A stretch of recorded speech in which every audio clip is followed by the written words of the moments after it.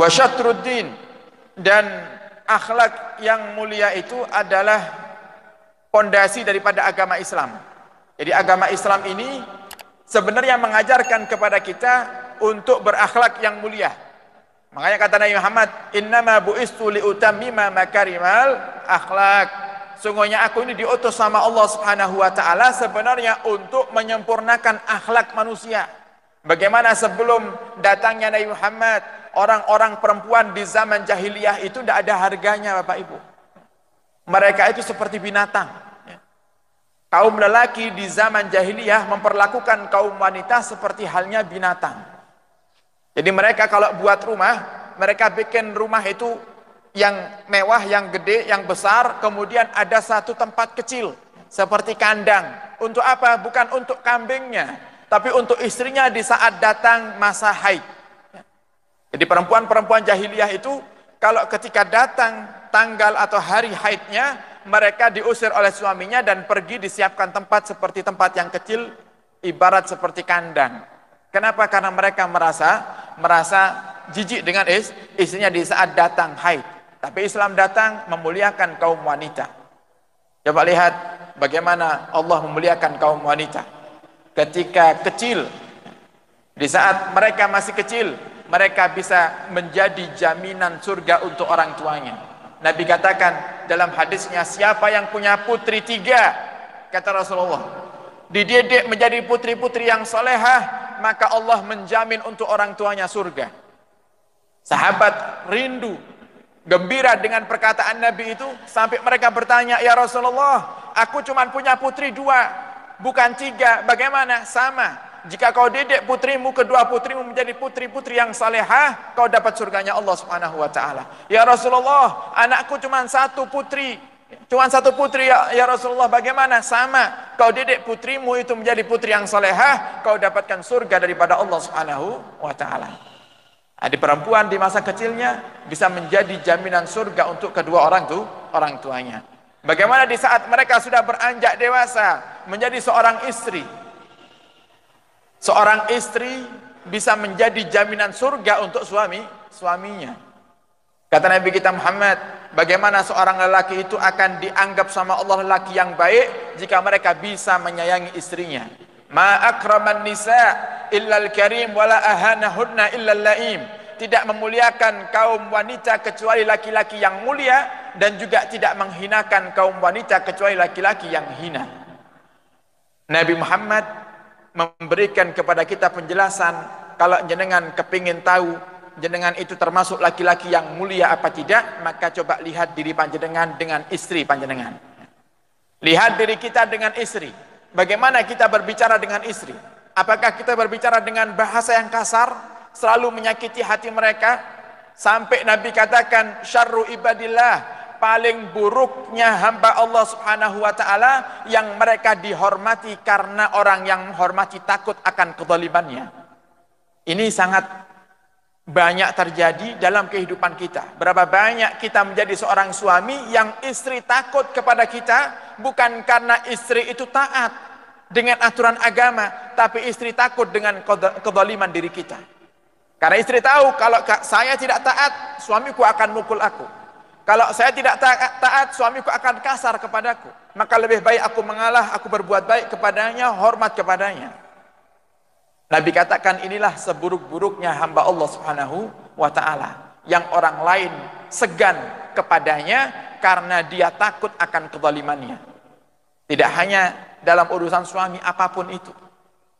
Pemimpin, atau mungkin pengurus, ketua yayasan dan lain-lainnya, atau mungkin ketua organisasi, mereka yang memimpin kok ada bawahannya menghormatinya, ternyata karena takut akan kezaliman pemimpinnya ini, takut akan kezaliman ketuanya ini, maka dia termasuk orang yang paling buruk, kata Nabi Muhammad sallallahu alaihi wasallam. Jadi perempuan di saat menjadi seorang istri, mereka menjadi patokan lelaki dikatakan baik atau tidak di mata Allah Subhanahu wa taala. Kemudian di masa tua mereka, kaum wanita menjadi seorang ibu. Bagaimana kata Nabi kita Muhammad sallallahu alaihi wasallam? Al jannatu tahta aqdamil ummahat. Dikatakan dalam perkataan al-jannah, surga ada di telapak kaki ibu. Ketika ditanya oleh sahabat, ya Rasulullah, siapakah orang yang harus aku berikan kebaikan dariku ya Rasulullah? Kata Rasulullah, ibumu. Terus siapa ya Rasulullah? Ibumu. Terus siapa ya Rasulullah? Ibumu. Terus siapa ya Rasulullah? Ayahmu. Ibu disebut 3 kali oleh Rasulullah sallallahu alaihi wasallam. Ini adalah bukti yang nyata bahwasanya Islam datang membawa kemuliaan bagi kaum wanita. Maka kita menghimbau kepada kaum wanita, di saat Islam selalu menjaga kaum wanita, menjaga kehormatan kaum wanita, maka jangan sampai justru wanitanya sendiri yang ingin tidak dihormati. Islam dibawa oleh Nabi kita Muhammad dengan tujuan selalu menghormati semuanya, berakhlak yang mulia kepada sesama manusia, tapi justru kita yang merusaknya sendiri. Jadi ini adalah bukti bahwasannya pondasi agama kita adalah akhlak yang mulia. Dan begitulah para salaf kita berdakwah. Dahulu Bapak Ibu, ada salah satu habaib dzurriyyah Nabi Muhammad sallallahu alaihi wasallam yang beliau itu cara dakwahnya bukan dengan berceramah, tapi dengan menebar kebaikan, dengan menebar akhlak yang terpuji. Dan tempat yang selalu beliau cari adalah tempat-tempat yang dimana di situ sedikit sekali umat Islamnya, atau bahkan mayoritas non-muslim. Cara dakwahnya adalah,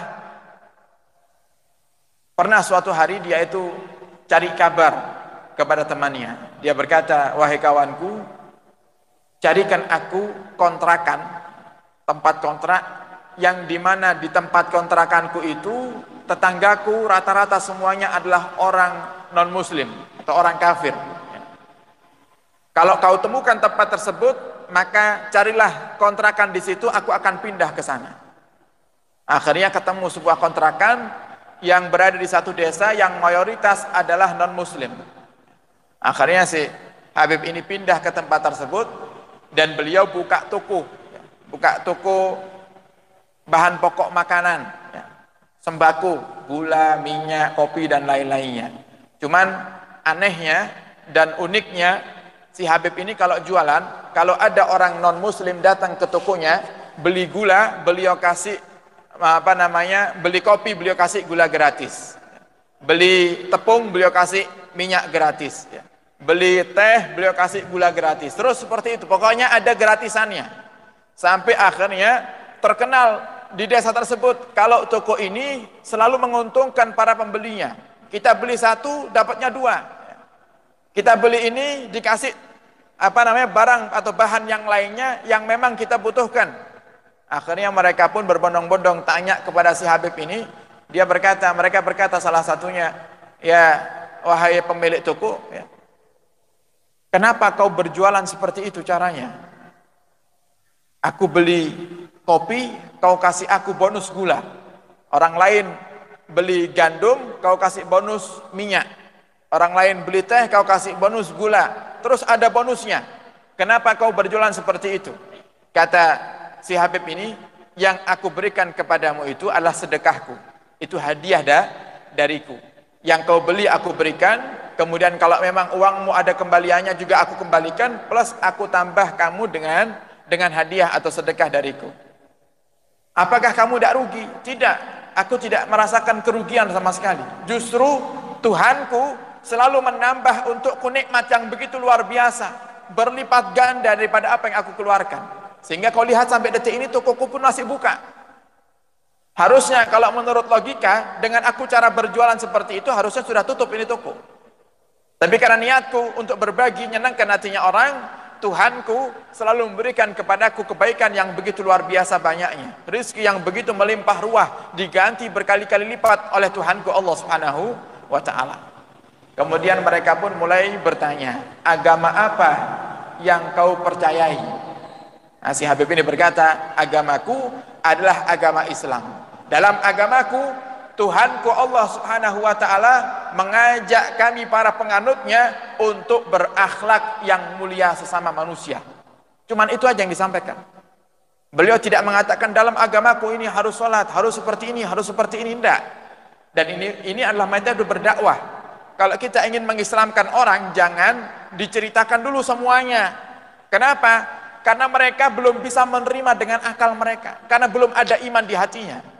Oh, kamu bebani dengan seperti ini, kalau Islam itu sulit, tambah ndak kepingin masuk Islam. Akhirnya apa? Mereka tidak langsung masuk Islam. Mereka kirim anak-anaknya untuk belajar kepada pemilik toko ini atau si Habib ini. Nah, mereka bilang, tolong ajarkan kepada anak-anakku akhlak yang mulia sebagaimana kau dapatkan daripada agamamu atau guru-gurumu itu. Akhirnya si Habib ini mendidik. Ibarat kalau di kampung-kampung kita ini seperti ustadz yang punya santri-santri di rumah itu 5, 10 orang, 15 orang mengajarkan Al-Quran alif ba ta. Kalau si Habib ini mengajarkan akhlak yang mulia, diajarkan kepada anak-anak orang-orang kafir ini setiap pagi sebelum kalian belajar ke sekolah, ciumlah tangan kedua orang tuamu, minta doa kepadanya. Kalau kamu punya salah, langsung minta maaf, jangan ditunda-tunda. Bahkan kita sebagai seorang anak, sadar atau tidak kita punya kesalahan, selalu minta maaf kepada orang tua. Bapak, ibu, kalau anakmu ini punya salah, tolong dimaafkan. Walaupun kita mungkin tidak menyadari kalau diri kita sedang salah, ucapkan maaf, karena kita tidak tahu. Namanya manusia, mungkin tingkah laku kita menyakiti hati orang tua, atau mungkin tutur kata kita menyakiti hati orang tua. Kita minta maaf terlebih dahulu. Itu diajarkan kepada anak-anaknya orang kafir ini. Akhirnya mereka terkejut, ini anak-anak kita ini berubah total, berubah drastis. Yang biasanya tidak pernah peduli dengan orang tuanya, mereka sekarang peduli. Biasanya tidak pernah berbuat baik kepada orang tuanya, mereka sekarang berbuat baik kepada orang tuanya. Akhirnya mereka pun berbondong-bondong bawa anak-anaknya untuk sama-sama berbaiat dengan si Habib yang punya toko ini agar dibimbing untuk masuk Islam. Yang tadinya kampung tersebut, desa tersebut mayoritas non muslim, akhirnya menjadi muslim semuanya.